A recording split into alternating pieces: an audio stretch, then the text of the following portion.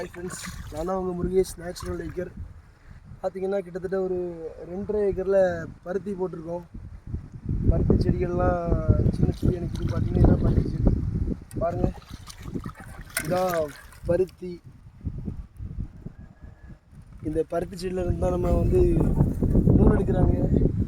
அந்த நூலில் தான் போடுற ட்ரெஸ்லாம் தயாரிக்கிறாங்க. பார்த்திங்கன்னா உண்ண உணவு, உடுக்க உடை, இந்த இரண்டும் உற்பத்தி பண்ணி கொடுக்குறது யாருன்னா விவசாயிகள் தான். மனிதனுடைய அடிப்படை தேவை என்னென்னா உண்ண உணவும் உடுக்க உடையும் தான். இந்த இரண்டு அடிப்படை தேவைகளையும் நிறைவேற்றுவது கண்டிப்பாக விவசாயி. அவனால் மட்டுமே முடியும். நம்மளால் ஐடி கம்பெனிஸையோ இல்லைனா வந்து நகையோ இல்லைனா வேறு ஏதாவது பணமோ இல்லைனா கூட பரவாயில்ல தான். ஆனால் உண்ண உணவும் உடுக்க உடையும் தான் அடிப்படை தேவை. இந்த அடிப்படை தேவையை உற்பத்தி செய்து கொடுப்பது விவசாயி தான். அப்பேற்பட்ட விவசாயிகளுக்கு சமுதாயத்தில் வந்து ஒரு அங்கீகாரமே கிடையாது. நம்ம வந்து தங்க கடையிலையோ இல்லைனா வந்து வேறு எந்த ஒரு கடையிலையும் எந்த திங்ஸ்லேயும் வந்து பேரம் பேசுறது கிடையாது.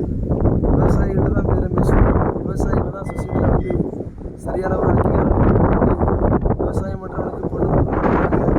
விவசாயம் பண்ணுறவனை வந்து மதிக்க மாட்டேங்கிறாங்க. விவசாயம் பண்ணுறான்னு சொல்லி ஒரு தரக்குறவை பார்க்குறாங்க.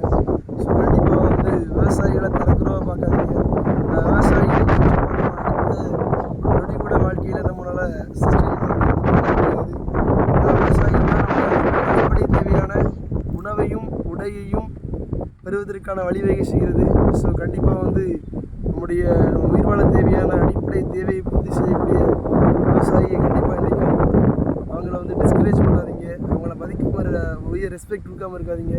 விவசாயிகளை ரெஸ்பெக்ட் பண்ணுங்கள். நம்முடைய சேனலையும் சப்ஸ்கிரைப் பண்ணுங்கள். நம்ம நிறையா இந்த மாதிரி விவசாய தகவல்கள் எல்லாம் எடுத்து போடுவோம். கண்டிப்பாக சப்ஸ்கிரைப் பண்ணுங்கள், ஆதரிங்க.